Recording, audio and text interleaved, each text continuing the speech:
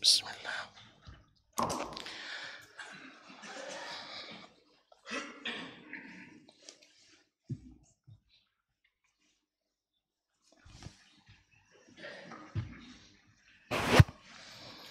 Assalamualaikum warahmatullahi wabarakatuh. Innal hamdalillah nahmaduhu wa nasta'inuhu wa nastahdihi wa nastaghfiruhu wa natubu ilayh. Wa na'udzu billahi min shururi anfusina wa sayyiati a'malina. May yahdihillahu fala mudilla lahu wa may yudlil fala hadiya lahu. Ashhadu an la ilaha illallah wahdahu la syarika lahu wa ashhadu anna Muhammadan abduhu wa rasuluh. La nabiyya wa la rasula ba'dah. Ya ayyuhalladzina amanu taqullaha haqqa tuqatih wa la tamutunna illa wa antum muslimun. Ya ayyuhan nas ittaqu rabbakum alladhi khalaqakum min nafsin wahidah wa khalaqa minha zawjaha wa batha minhuma rijalan katsiran wa nisaa. Wattaqullaha alladzi tasaaluna bihi wal arham innallaha kana 'alaikum raqiba. Ya ayyuhalladzina amanu taqullaha wa qulu qawlan sadida yuslih lakum a'malakum wa yaghfir lakum dhunubakum wa may yuti'illaha wa rasulahu faqad faza fawzan 'azima. Amma ba'du. فإن أصدق الحديث كتاب الله وخير الهدي هدي محمد صلى الله عليه وسلم وشر الأمور محدثاتها وكل محدثة بدعة وكل بدعة ضلالة. معاشر المسلمين معاشر المسلمات الحاضرين والحاضرات والمستمعين والمستمعات wal musyahidin wal musyahidat. Bapak dan ibu-ibu, saudara-saudara dan saudari, serta adik-adik dan anak-anak, para jemaah sekalian yang besar tak sebut gelar, yang tak bergelar tak sebut nama, alim ulama dengan ilmunya, para tokoh adat dengan adatnya, para kaum muslimin dan muslimat, baik yang hadir atau mendengarkan atau yang menyaksikan dimanapun berada. Alhamdulillah pada subuh ini masih kita menikmati apa yang Allah beri. Kita diberikannya Islam, kemudian iman, kesehatan dan kesempatan, dan kita gunakan mudah-mudahan untuk ketaatan.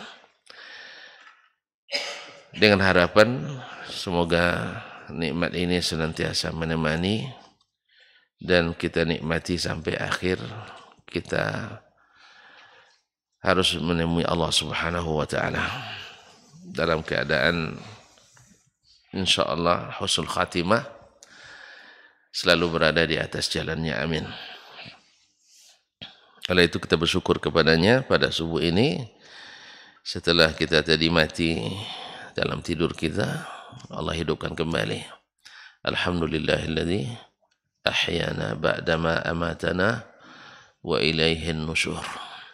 Salawat dan salam kepada baginda Nabi sallallahu alaihi wasallam, Nabi junjungan alam yang insyaallah sentiasa kita cintai, bukan hanya di musim-musim tertentu, tapi selamanya dengan izin Allah Subhanahu wa taala.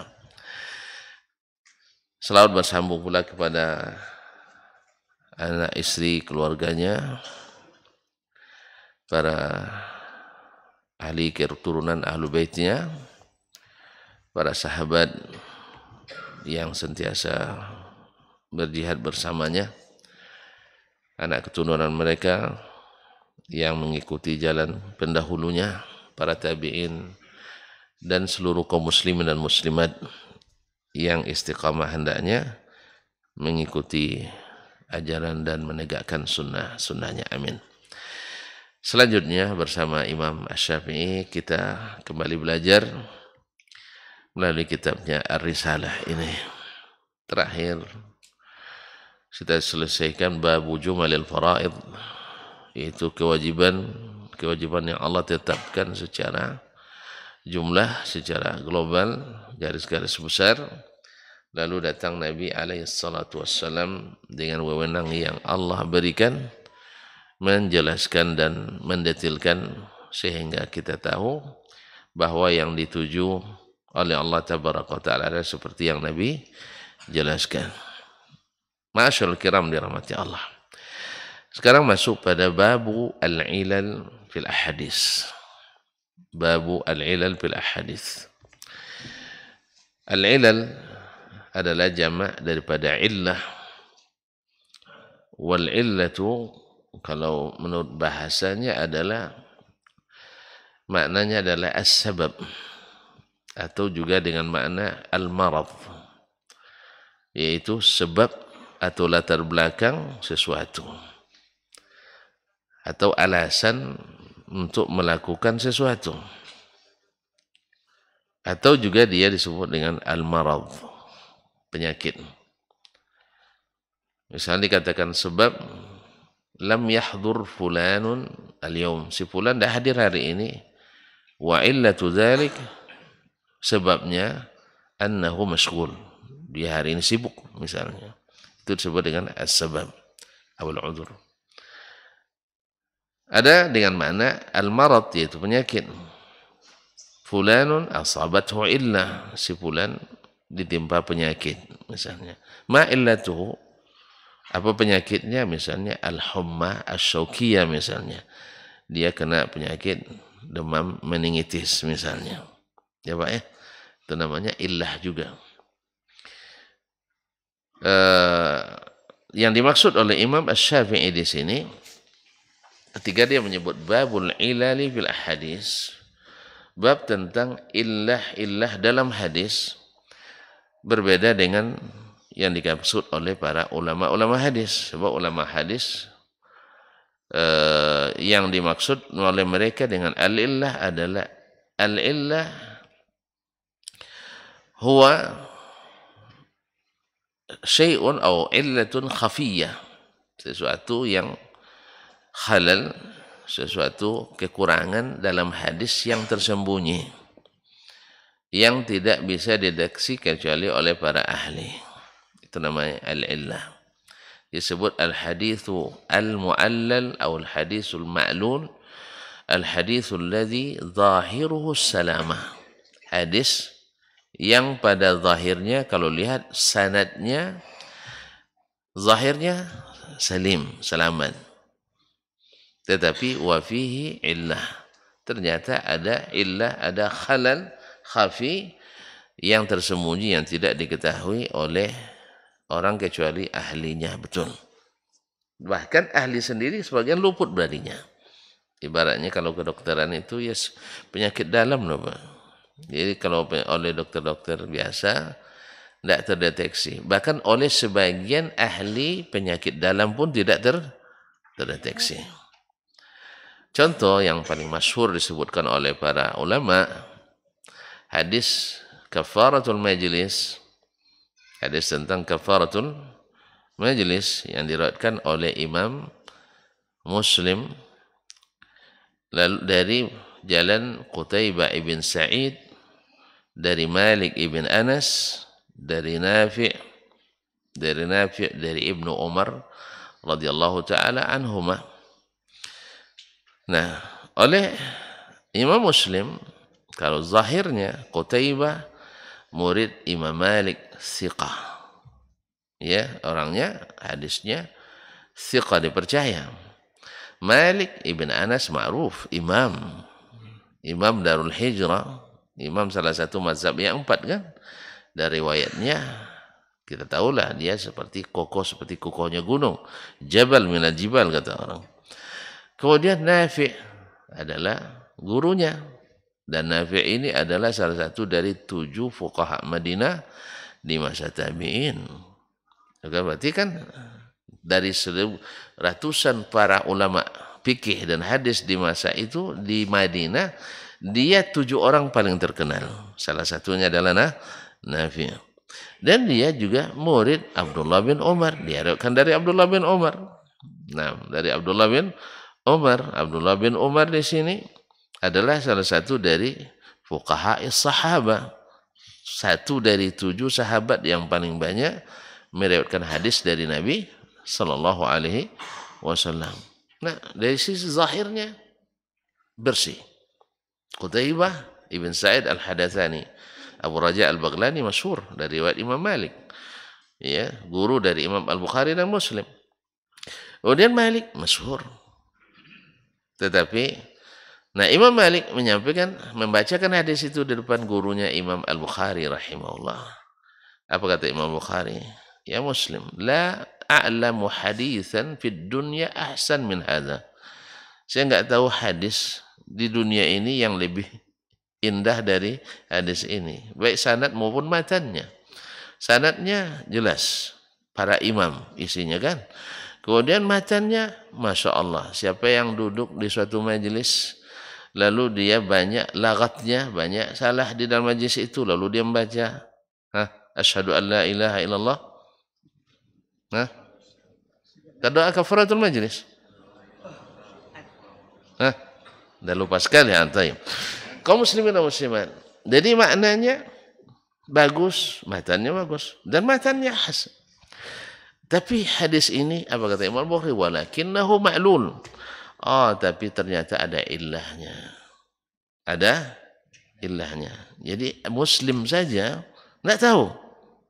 Tapi Al-Bukhari tidak luput daripadanya. Ini menunjukkan bahwasanya sampai Imam Muslim mengakui, da'ni uqabbilu ra'saka ya ustadzal ustazin. Ya, biarkan saya mencium jidatmu, karena orang Arab kalau menghormati guru, pegang kepalanya, cium jidatnya. Kalau kita jangan coba-coba. Ya, ini orang kita yang coba-coba pegang kepala guru. Sembarang aja kepala guru dipegangnya kan itu kan. Ini beda. Ya, kaum muslimin dan muslimat dirahmati Allah. Jadi dicium jidatnya oleh Imam Muslim, ya tabibal hadis. Wahai dokternya hadis. Karena imam sekali Muslim ndak dia di situ. Kalau orang kitanya ndak tahu dia, nggak ngeh dia di situ kan. Tapi Imam Al-Bukhari tahu. Akhirnya disinilah orang mengatakan, bukan ini saja, banyak kasusnya. Tapi di antara orang mendahulukan Imam Al-Bukhari daripada Imam Muslim. Di samping kitabnya juga seperti itu. Apa ilahnya? Akhirnya Imam Muslim merengek, dia tunjukkan kepada saya. Di mana ilah saya ndak tahu sampai sekarang. Lalu Imam Al-Bukhari menyebutkan hadatsana Abdullah ibn Maslama ibn Qa'nab al-Qa'nabi. Wa fulan disebutkan wa Abdullah ibn Wahab, ya. Wa Ibnu Bukir wa ghairu, disebutkan beberapa perawi dari murid Imam Malik. Murid Imam Malik meriwayatkan hadis yang sama. Tapi bedanya qala hadatsana Malik an Yahya bin Ayyub. Dari Yahya Ibn Ayyub an-Nafi' an Ibn Umar. Dia Yahya bin Ayyub dari Nafi' dari Ibnu Umar. Ternyata Imam Malik di hadis ini, walaupun dia terkenal meriwayatkan hadis dari Nafi', tapi hadis ini diriwayatkan melalui orang lain yang juga sebenarnya thiqah. Dari sisi matan tidak ada masalah, cuma dari sisi jalan ada masalah. Jadi orang jalan yang ditempuh jalan biasa. Nah, makanya kalau belajar ilmu ilal nanti, salah satu penyebab seseorang perawi itu tersalah karena menempuh jalur biasa. Ternyata ada razia. Ternyata ada razia. Makanya orang-orang yang koneksinya kuat, dia tahu di mana saja titik razia. Kan tidak semua orang dapat ya. Rawi mungkin tahu dia titik mana. Kalau kami tidak tahu. Nah, karena koneksinya jaringannya yang cukup lebih kuat dari yang lain. Ini contohnya ya, sebagai contoh. Jadi banyak orang ketangkep karena masuk jalan biasa. Ternyata di sini waktu itu jalannya tidak biasa. Jelas? Ini maksudnya al-illah dimaksud al-illah oleh para ahli hadis. Tapi Imam Asy-Syafi'i di sini walaupun dia bicara tentang al-ilal fil ahadis bukan itu yang dia maksudkan. Jadi dia maksudkan adalah al-ilalu dari sisi fikih dan usul fikih. Karena kitabnya ini walaupun disebut juga sebagai kitab usulul hadis tapi dia ke usulul fiqhi aqrab. Dia kepada usul fikih lebih dekat. Wallahu alam, tersebutlah Imam Asy-Syafi'i sebagai pencetus ilmu usul fikih dan juga usul hadis.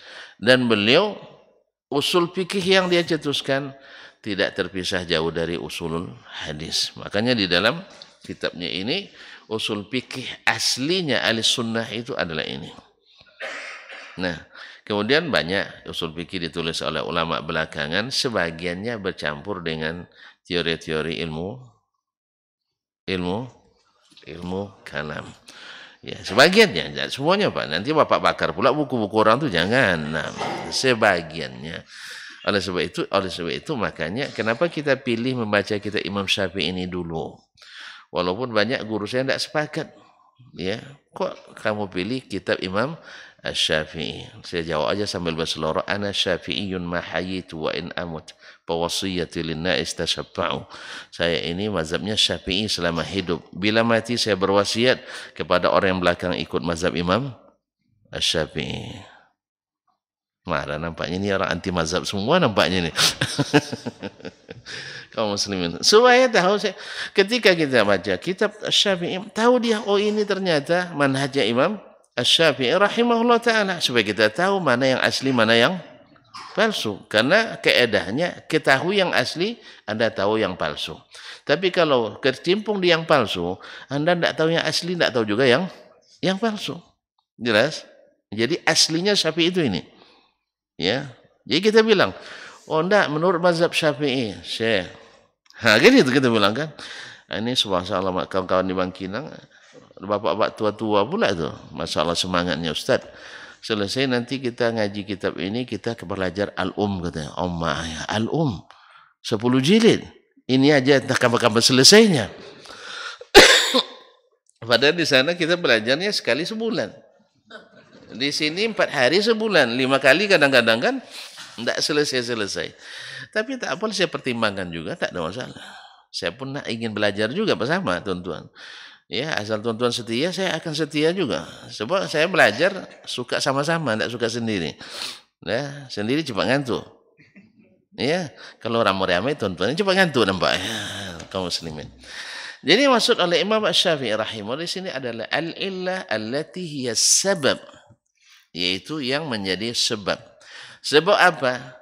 Sebab perbedaan hukum yang terjadi pada hadis. Ada kalanya hadis itu seperti yang akan beliau jelaskan, dia perintah. Tetapi perintah itu hukum asalnya lil wujub, wajib kan? Tetapi ada yang menjadi wajib, ada yang tidak wajib. Ada yang menjadi sunat. Demikian juga larangan. Larangan asalnya adalah yufidut tahrim. Tapi ada pula kadang-kadang dilarang tapi tidak dikatakan haram. Kadang dalam satu hadis, ya satu hadis sebagiannya disebut wajib, sebagiannya disebut tidak wajib. Ya Pak ya, misalnya hadis tentang hak muslim terhadap muslim yang lain. Ada yang wajib, ada yang sunat. Ada yang wajib, ada yang sunat. Oleh sebab itu, maka Imam Asy-Syafi'i rahimahullah ingin menjelaskan karena banyak pertanyaan dari murid atau dari yang lain.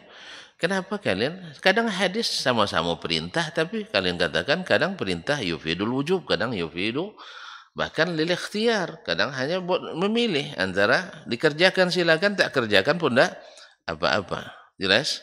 Nah, qala rahimahullah taala. Ini yang dimaksud oleh Imam Syafi'i di sini. Qala Syafi'i, Masya Allah, Rabi sebut nama aja sama guru ya. Nah, kaum muslimin dan muslimat dirahmati Allah. Ini kan ditulisan. Kalau depannya ya Syekhana Al-Karim, Syekhana Al-Jalil, Syekhuna Al-Ghali. Kan beda di tulisan dengan ini. Kadang-kadang juga sebagian di awal kan sudah disebutkannya. Di awal kita biasanya perawi sudah sebutkan. Qala al-imam al-allama, ya, imam al-allama al-faqih al-muhaddis dan seterusnya. Jadi dalam tinggal sebut nama lagi. Nah, kaum muslimin dan muslimat dirahmati. Tapi kalau kita janganlah ya. Ya, jangan ya kita sebut qala al-imam asy-Syafi'i rahimahullah. Berkata Imam asy-Syafi'i rahimahullah. Dia tidak sebut rahimahullah karena waktu itu dia masih hidup. Ya kan? Nah, kalau kita kan tidak dapat juga kita pahala ketika kita ucapkan rahimahullah dijawab oleh malaikat. Hah? Amin walaka mithluh. Semoga Allah kabulkan dan kamu dapat seperti itu pula. Kalau berkali-kali kita ucapkan rahimahullah, insya Allah berkali-kali diaminkan oleh malaikat dan kita dapat doanya. Oleh sebab itu jangan lupa. Makanya selalu, kadang-kadang kita khususnya di akademisi, kadang-kadang lalai dalam bab ini. Kenapa? Kan itu aja kok repot. Kan itu masalahnya, gitu aja kok repot. Lagipun nanti kalau sempat 100 kali bilang rahimahullah, berapa waktu yang terbuang katanya. Kan itu. Jadi penghematan waktu. Sampai sallallahu alaihi wasallam jadi saw. Kata radhiyallahu anhu jadi RA. Nah, pas dibaca oleh Mbak Google gitulah jadi Mbak Gel. Iya kan dia bacanya Allah SWT katanya. Tidak pernah tonton dengar itu. Ya, Allah SWT, Nabi Muhammad SAW katanya. Jadi seolah kita membaca Bernard Shaw. Allah musta'an. Jadi kalau kita tidak ada SAW, tidak ada SWT, tapi adalah sallallahu alaihi wasallam. Kemudian subhanahu wa ta'ala. Tidak ada RH, rahimahullah. Tidak ada RA radhiyallahu, kecuali ada tapi radhiyallahu anhu. Karena RA enggak tahu malaikat itu apa arti RA kan? Iya kan? Kenapa yang diamankan? Jangan maksudnya RA Raden Ajeng katakan. Raden Ajeng bukan rahimahullahu taala. Nah. Qala Asy-Syafi'i rahimahullah, qala li qailun. Berkata kepadaku seseorang yang berkata. Tapi terjemahannya kalau seorang yang berkata kan rancu nanti kan. Seseorang berkata kepadaku atau bertanya.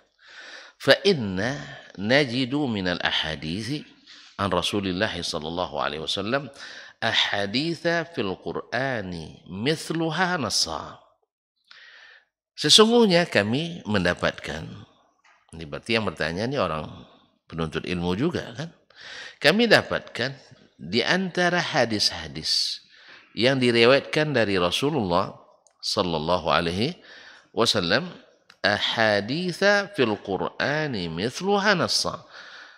Kami dapatkan hadis-hadis yang persis sama dengan yang ada dalam Al-Qur'an secara nas, secara tekstual. Taib wa ukhra fil Qur'ani mithluha jumlah. Dan ada pula hadis-hadis lain dalam Al-Qur'an isinya secara global. Tidak persis seperti dalam hadis. Hadis lebih detail. Wa fil ahadithi minha aktsara mimma fil Qur'an. Dan dalam hadis-hadis di antaranya lebih banyak dari apa yang terdapat dalam Al-Qur'an hukumnya tadi. Wa ukhra laysa minha syai'un fil Qur'an. Tapi banyak pula dan ada pula yang di antara hadis itu mengandung hukum atau sesuatu yang tidak terdapat sedikit pun dalam Al-Quran. Udah berapa macam tuh? Udah berapa macam? 3. 1, secara tekstual sama. 2, secara global sama tapi di hadis lebih detail. Yang ketiga, sama sekali tidak ada terdapat kecuali dalam hadis. Masya Allah. Dah selesai, dah paham tuh. Nah, wa ukhra mutafiqatun. Aslinya muttafiqatun dalam bahasa Bani Tamim atau Bani Tamim bisa dibaca dengan mutafiqatun. Ya aslinya tak itu muttafiqatun. Artinya karena waw asalnya itu kan wafaqa aslinya kemudian tambah jadi ifta'ala. Akhirnya karena berat iutafaqa berat enggak? Mana yang berat? Ittafaqa atau iutafaqa? Iutafaqa lebih berat ya, apalagi yang enggak bergigi. Nah, tapi gigi bapak masih masih rapi, masya Allah. Kaum muslimin iutafaqa lebih berat, sehingga orang Arab biasanya kalau berat dia huruf-huruf yang dekat kadang-kadang dilebur sehingga menjadi ittafaqa. Ittafaqa. Kalau isim fa'ilnya muttafiqun, kalau muzakkar muttafiqatun muannas. Nah, sekarang ada yang membacanya mutafiqatun. Dikembalikan huruf waw itu ke aslinya. Ya, bukan muttafiqatun tapi mutafiqatun. Mutafiqatun. Nah, afwan tadi ini lugatu Huzail. Wa ukhra mukhtalifatun. Jadi ada hadis semuanya muttafiqah. Artinya maknanya sama semuanya. Atau sepakat maknanya. Wa ukhra mukhtalifatun. Tapi ada pula hadis-hadis satu sama lain mukhtalifatun. Ikhtilaf kontradiktif. Terjadi kontradiktif pada zahirnya. Sebab secara hakikat tidak. Tapi zahirnya bertentangan. Ya, zahirnya bertentangan. Di sini dipuji, di sana dicela. Berarti kan bertentangan untuk sesuatu yang sama. Ya, jelas kaum muslimin dan muslimat dirahmati Allah yang. Ya, misalnya di satu sisi tidak dibolehkan, di sisi lain dibolehkan. Misalnya ke pasar, boleh apa enggak? Boleh. Hah?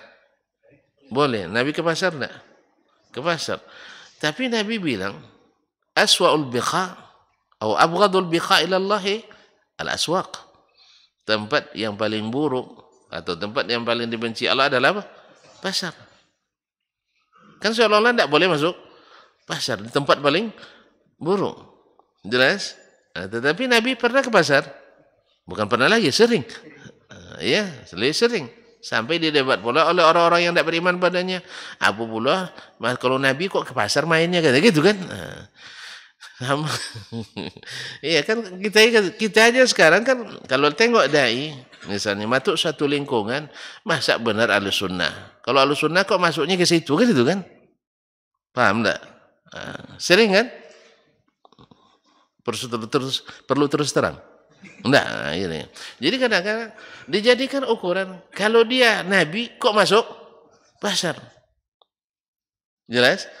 Padahal pasar, kaum muslimin dan muslimat dirahmati Allah, padahal pasar kan disebut sebagai tempat terburuk. Sampai-sampai ada yang mengatakan ketika hadis ini disebutkan, ada orang yang semangat beragamanya tinggi tapi ilmunya kurang. Ketika dibacakan oleh seorang ustaz hadis ini bahwa tempat terburuk itu adalah pasar, apa katanya? Ini hadis ustaz yang bikin umat Islam terbelakang, katanya. Umat Islam terbelakang secara ekonomi. Apa sebab? Dia semangat Islamnya tinggi, ilmunya kurang. Itu yang masalahnya. Orang semangat tak berilmu, lalu ikut bicara dalam masalah ilmu tuh, akhirnya kacau.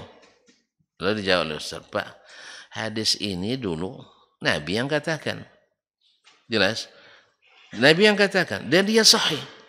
Apakah Nabi terbelakang secara ekonomi? Tidak. Ini hadis juga dibaca dulu oleh Utsman bin Affan. Sah? Baik. Apakah Utsman terbelakang secara ekonomi? Tidak. Jelas? Kemudian Abdurrahman bin Auf, Abu Bakar Siddiq radhiyallahu anhu. Berhenti mereka ke pasar? Enggak. Oleh sebab itu tonton jangan berhenti ke pasar, enggak. Marah istri nanti. Nah, kamu apalagi yang cari ini ya. Jadi maksud Nabi SAW, pasar itu rentan untuk melakukan maksiat. Berjualan, orang kan nak cari untung. Kalau kurang iman, akhirnya mengurangi timbangan. Ya kan? Mengurangi timbangan.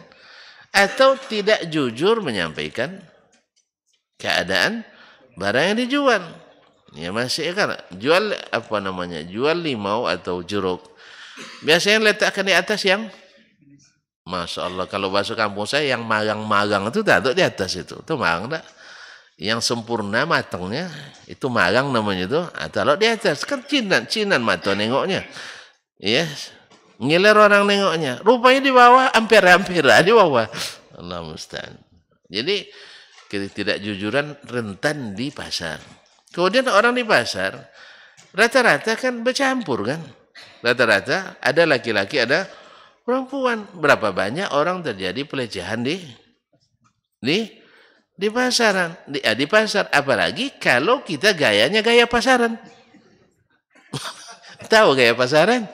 Iya, gaya pasaran memposisikan diri sebagai komoditi pasar. Akhirnya terjadi pelecehan. Allah musta'an. Makanya orang kan banyak juga yang bergaya pergi ke pasar, apalagi pasar-pasar yang modern, ya kan, mall-mall. Nah, kalau sudah ke mall pasti bergaya. Akhirnya seperti komoditi pasar. Karena memang komoditi pasar selalu ditampilkan yang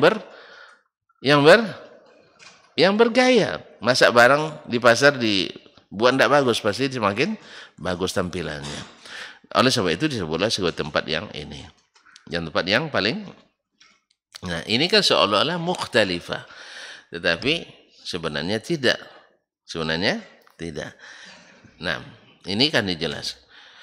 Nasikhatun wa mansukhah. Ada pula hadis yang menasakh, membatalkan hukum yang sebelumnya, dan ada yang dibatalkan hukumnya oleh hadis yang tadi. Ada nasikhah mansukhah. Wa ukhra mukhtalifatun, dan yang lain pula mukhtalifah. Laisa fiha dilalatun ala nasikhin wala mansukh. Jadi yang bertentangan itu ada yang nasikh, ada yang tidak. Tapi ada pula yang nasikh, ada yang tidak ada nasikh mansukhnya.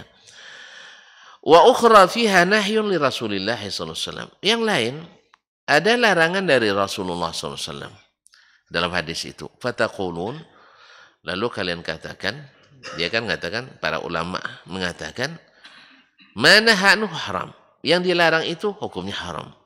Wa ukhra li Rasulillah sallallahu alaihi wasallam fiha nahyun, ada pula hadis-hadis terdapat padanya larangan Rasulullah sallallahu alaihi wasallam. Fataqulun, lalu kalian katakan, nahyuhu wa amruhu ala ikhtiyar la ala tahrim.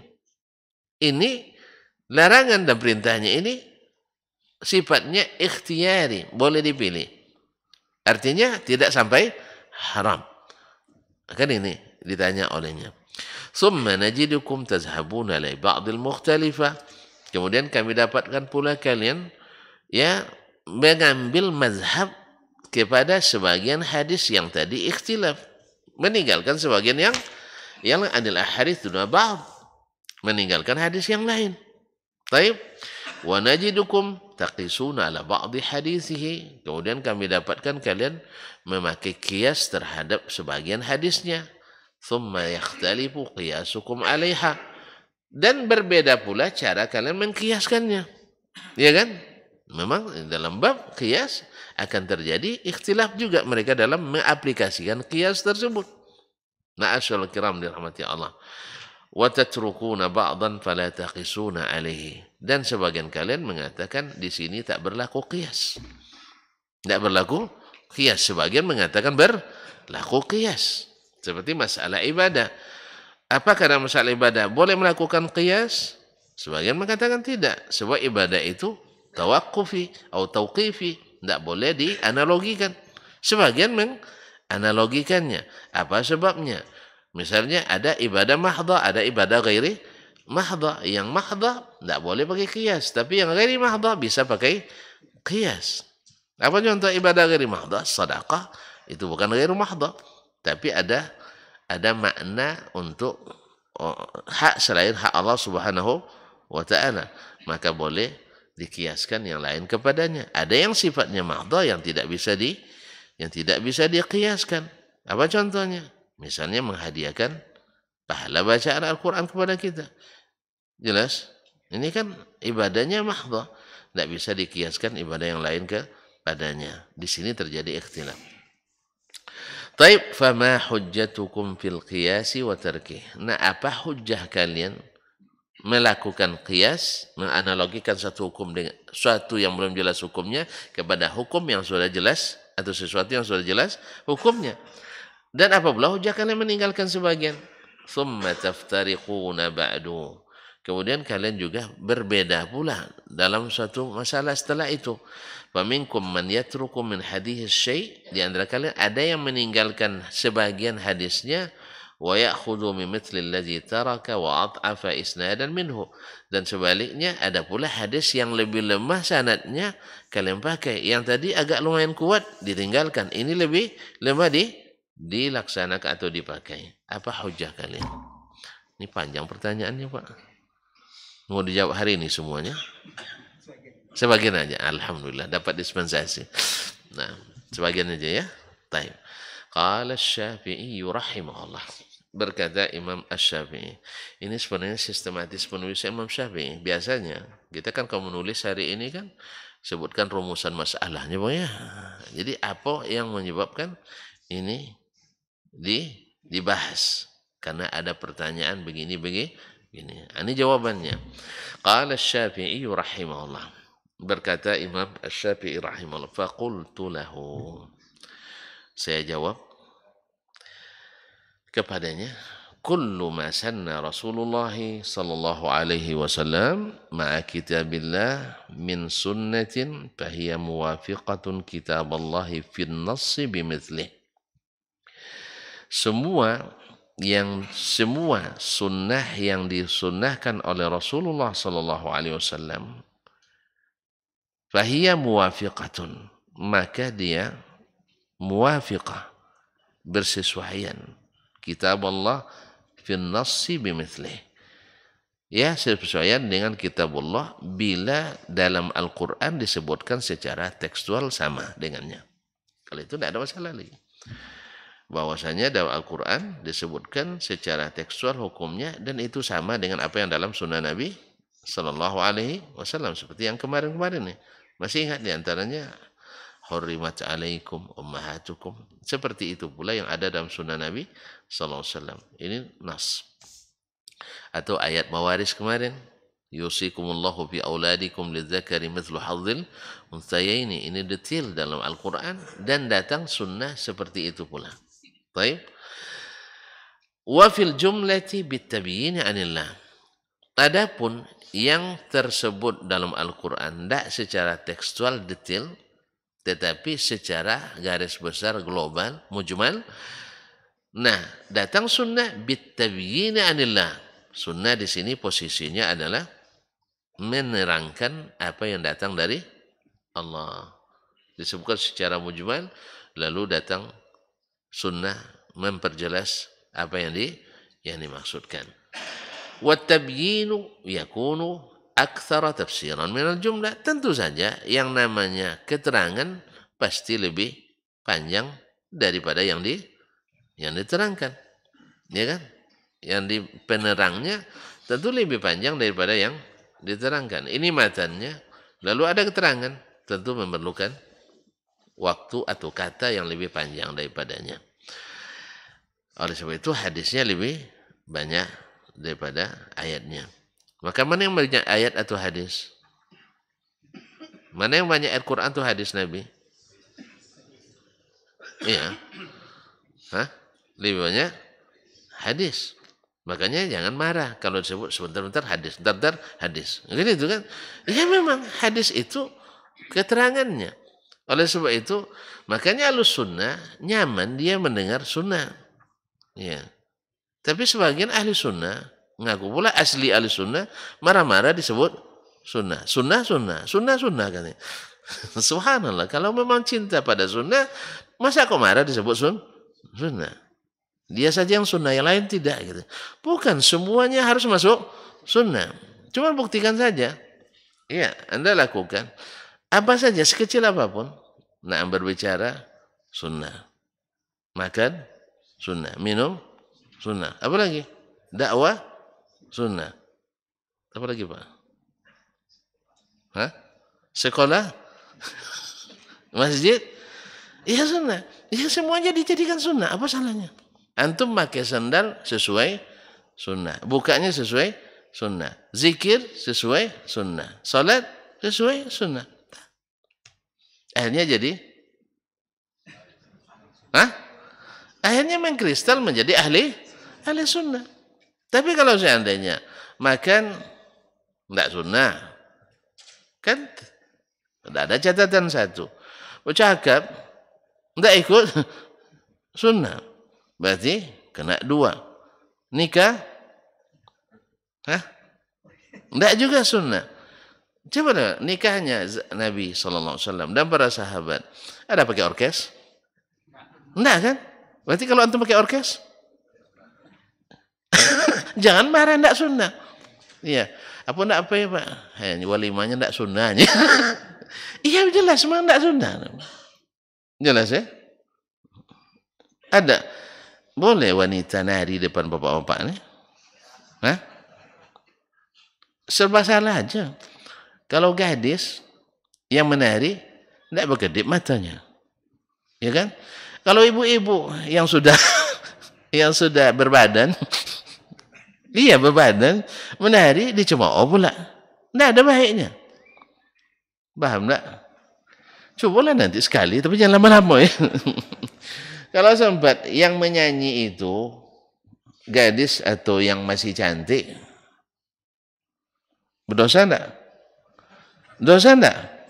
Mata itu tak mau? Enggak mau berkedip. Astagfirullah. Astagfirullah ya kan? Itu baru lihatnya, belum lagi mendengarnya. Ya Pak? Kalau sempat yang menari itu ibu-ibu pakai jilbab pula, tapi jilbab basa-basi. Kan biasanya jilbab basa-basi itu. Tidak mungkin jilbab panjang yang ada permintaan lagu, tidak mungkin. Pasti jilbab basa-basi, kadang jilbab jilbab bunuh diri. Nah, macam-macam lah jilbab. Nah, mau tapi malu. Banyak itu jilbab itu, ada basa-basi, mau tapi malu.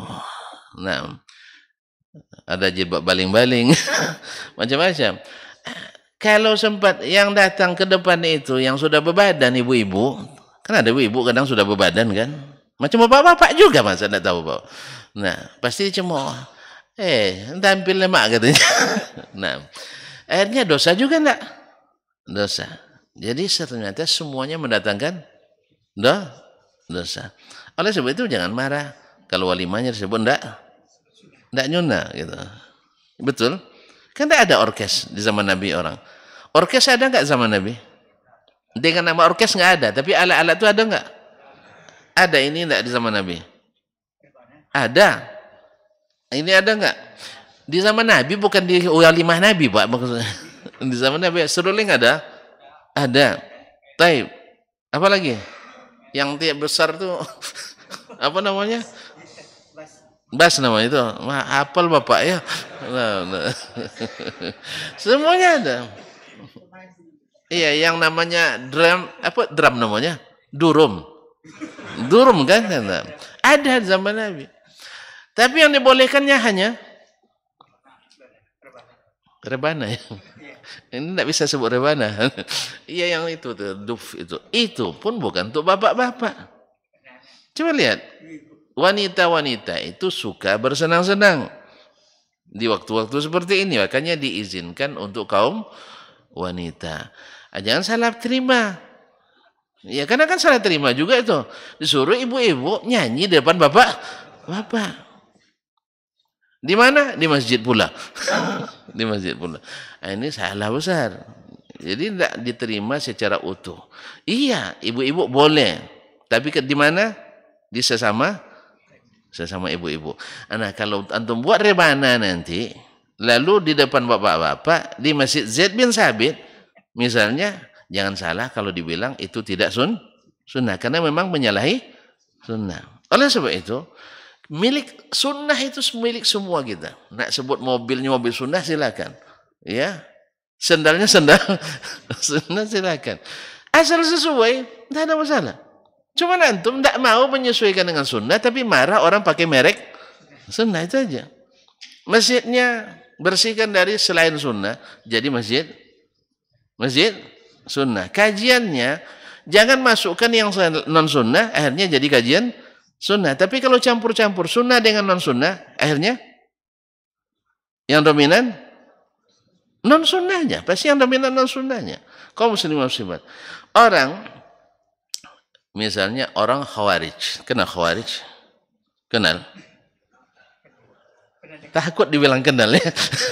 Orang khawarij, penyelewengannya ya mungkin lebih banyak dari sebagian kita Ahlussunnah. Kita lebih banyak daripada mereka. Mereka kaum muslimin takutnya pada Allah lebih dari rata-rata kita. Bacaan Qur'annya lebih hebat daripada rata-rata kita. Salatnya lebih khusyuk dari rata-rata kita. Tidak percaya tuh? Nak diadu? Mutu berani diadu? Hah? Ya Syekh, ngangguk atau menggeleng? Tidak percaya? Tidak dia, makanya minta menggeleng atau ngangguk gitu. Kalau tidak percaya, saya tunjukkan. Kalau percaya, tinggal ngangguk aja. Hah? Percaya apa tidak? Nabi yang bilang, bukan saya. Kan Nabi bilang, tahqiruna salatakum ila salatihim. Kalian merasa minder bandingkan solat kalian dengan solat mereka. Jelas kaum muslimin, zikirnya lebih kencang sampai Ali bin Abi Thalib. Ketika ditanya, apakah mereka orang munafik? Katanya justru orang munafik sikit zikir. Mereka ahli zikrullah. Cuman satu yang membuat mereka menyimpang. Apa itu? Mengafirkan orang yang berdosa besar. Dah selesai masalah. Menjadi ahli sunnah atau menjadi ahli bid'ah? Hah? Khawarij, ahli sunnah apa ahli bid'ah? Non sunnah, oke lah non sunnah. Bapak takut bilang bid'ah tayo. Ahli non sunnah. Jadi kalau kalau berbuat bid'ah, dia jadi dominan walaupun hanya satu. Betullah kata Abdullah bin Abbas radhiyallahu taala anhuma, "Idza uhyat bid'atun matat sunanun." Bila satu bid'ah dihidupkan, mati banyak sunnah. Jadi sunnah salat malamnya, sunnah puasa sunatnya, bahkan puasa Daudnya, menghafal Qur'annya, tertimbun oleh bid'ah yang satu itu. Apa itu? Membolehkan, mengafirkan orang yang berbuat dosa besar. Sehingga mereka menghalalkan darah kaum muslimin. Berat enggak? Berat enggak? Jadi hafalan Qur'annya, solat malamnya, puasa sunatnya, puasa Daudnya, hapus gara-gara ini. Apa sebab? Menyimpang dari jalan sunnah. Jelas? Ya Pak? Jelas tuh? Maka hati-hati. Jadi, tentu saja ini penyimpangan dalam bab keyakinan. Kan oleh sebab itu keyakinan selalu membentuk aliran. Tapi kayak perbedaan amaliyah tidak membentuk aliran. Alhamdulillah antara kunut subuh dengan tidak kunut subuh ini antara ahli sunnah saja di kalangan salaf ada perbedaan. Kenal Hasan Basri? Imam Al-Hasan Basri? Iya kenal kan? Imam ahli sunnah apa tidak? Ahli sunnah dia termasuk yang mengatakan dianjurkan kunut subuh. Itu nak Pak keluarkan? Hah? Enggak. Jelas kaum muslimin? Ya terlepas dari mana yang rajih, mana yang tidak. Jelas tak? Ya kalau harus sempat nanti Ustaz Dasman di kunut subuh nanti jangan keluarkan enggak. Nah, itu masuk saya. Nak lah boba Ustaz rupanya katanya. Enggak. Amalia seperti ini enggak menjadikan kita keluar dari ahli sunnah. Jelas? Termasuk nanti maulidan Pak misalnya. Sempat peringatan maulid sekali misalnya. Mengeluarkan apa tidak? Woi. Ini tidak masuk. Ini masuknya bab keijtihad. Ijtihad baik dari sisi asal masalah. Kalau awal kan sepakat kita tidak sunnah. Dah jelas ya? Taib. Bapak jadi pegawai di situ. Disuruh oleh ketua oleh kepala badan. Bapak jadi ketua panitia. Gimana? Tanyalah dulu diri ketika masih aktif gitu, bukan setelah pensiun. Pensiun mau apa berani ngomong. Saya ketika masih aktif pasti akan nanya ke Ustaz. Banyak Ustaz Bapak tanya nanti itu. Yang satu bilang, Bapak keluar dari situ. Pak, Ustaz, Terus belanja saya bapak ustaz yang kasih, kan itu lagi kan. Panjang ceritanya. Akhirnya tanya sama ustaz, mudah-mudahan Ustaz Dasman agak lebih apa lah. Agak lebih meringan. Itu akhirnya ditanya, kalau bapak memang ya tidak bisa, tidak punya kepilihan kecuali itu, dia bapak kerjakan walaupun hati tidak menerima. Dah, alhamdulillah untung ada Ustaz Dasman katanya. Bersyukur tuh. Kalau sempat yang tidak ada seperti Ustaz Dasman, misal semuanya bapak harus keluar, yang TNI keluar dari TNI, yang polisi keluar dari polisi. Nah, gimana kira-kira? Awalnya mulai nak jinak-jinak ngaji, besok anda apa ya hidup gara-gara ngaji ini katanya. Jadi ada fatwa, kadang-kadang kita kan tidak bisa membedakan mana fatwa, mana ilmu, mana hukum. Hukum tak berubah, tapi kadang fatwa berubah. Jelas? Misalnya hukum memelihara anjing di rumah, hukumnya haram. Itulah, oke lah, haram misalnya. Tapi ada kalau bapak nanti pergi ke suatu negeri yang tidak aman, misalnya terjadi peperangan, banyak penyamun, nah saat itu dia pelihara anjing ustadznya. Gimana? Keluar dari ahli? Enggak. Jelas. Alhamdulillah. Sama ketika para ulama ada seorang penguasa, amir waktu itu, dia melakukan hubungan suami istri di siang hari Ramadan. Taib, kalau Allah menjadikan hukumnya apa kafaratnya? Memerdekakan hamba dulu. Tidak puasa bang. Puasa itu terakhir. Iya kan? Memerdekakan hamba.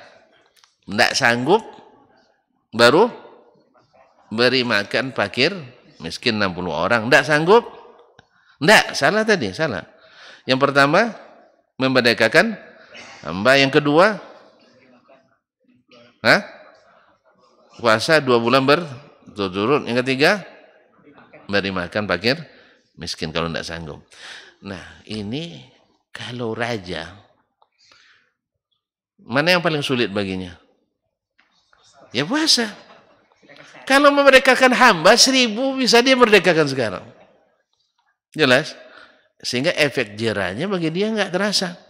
Atau beri makan orang, jangan 60, 6.000 bisa dia beri sekali makan. Akhirnya ulama waktu itu berfatwa untuk dia hukumnya puasa 2 bulan berturut-turut supaya tidak diulang lagi. Sebab kalau dipatwakan memerdekakan hamba, berapa orang ustaz katanya? 1, insya Allah saya merdekakan 10 katanya. Selesai. Ramadan tahun depan datang lagi ke ustaz. Sibuk ustaz berfatwa besok. Ya, akhirnya ringan baginya melakukan itu. Jelas? Berubah hukum? Enggak, fatwanya untuk dia ini yang sesuai. Dah. Jelas, jangan keluarkan dari Ahlussunnah. Enggak paham ustaz di ayat rupanya katanya. Oleh sebab itu mohon maaf sekali lagi, ini kan pentingnya kita untuk menghukum ya suatu masalah itu bukan gawe kita. Biarkan para ulama. Jangan ikut-ikut menghukum ya. Jelas? Jelas enggak? Jelas benar. Ini kalau ikut yang kita awam nanti itulah orang tak pandai bahasa Arab bisa menilai ustaz pandai berbahasa Arab. Ya kan, ternyata yang paling hebat bahasa Arabnya Ustaz Dasman katanya. Bapak pandai bahasa Arab? Enggak katanya. Kan itu jadinya. Oh ternyata ustaz itu menyimpang manhajnya. Bapak hafal manhaj. Apa yang maksudnya manhaj? Kalau ngaji nih Aziz bin Sabit, manhajnya bagus tuh. Kalau enggak, ya Allah ya Rabbi. Ini yang jadi masalah. Jelas. Ini kena subuhan nampak. Kaum muslimin dan muslimat. Jadi apa? Kata Imam Syafi'i rahimahullah taala seperti mana tadi, bahwasanya yang namanya penjelas lebih banyak daripada yang dijelaskan. Wa masanna mimma laysa fihi nassu kitabillah, dan apa yang dia sunnahkan tak ada nasnya dalam kitabullah, fa bi fardillahi ta'atahu, maka kita wajibkan karena Allah mewajibkan taat kepadanya secara umum. Fi amrihi tabi'nahu, dalam perintahnya kita ikuti. Kenapa? Allah mewajibkan secara mutlak taat kepada Rasulullah sallallahu alaihi wasallam. Kan tadi ada yang ketiga tadi, tidak ada sama sekali dalam Al-Qur'an. Nah, Nabi sendiri, kenapa ini ditegaskan oleh Syafi'i? Karena ada bibit-bibitnya. Orang tidak mau menerima hadis bila hukum asalnya tak ada dalam Al-Quran. Ini disebut istilah az-zaid alal kitab. Yaitu hukum yang bertambah, tidak ada asalnya dalam Al-Quranul Karim. Ya, Ahlul Ra'i berpandangan seperti itu. Maka Imam Syafi'i jelaskan, tidak, walaupun tidak ada hukum asalnya, tapi hukum asalnya ada dalam Al-Quran, bahwa Allah perintahkan kita taat kepada Rasulullah sallallahu alaihi wasallam secara mutlak. Dan banyak ayatnya, di antaranya wa ma atakumur rasul fakhudhuhu wa nahakum anhu fantahu. Dapat? Sampai sinilah dulu ya. Nak udah capek Bapak nampaknya. Ya cukuplah, alhamdulillah. Cukup sudah ya. Insyaallah kita kembali pada kesempatan yang akan datang dengan izin Allah yang Maha Pengasih, Maha Penyayang. Baik, kita tutup dengan subhanakallahumma bihamdik asyhadu an la ilaha illa anta astaghfiruka wa atubu ilaik. Wassalamualaikum warahmatullahi wabarakatuh.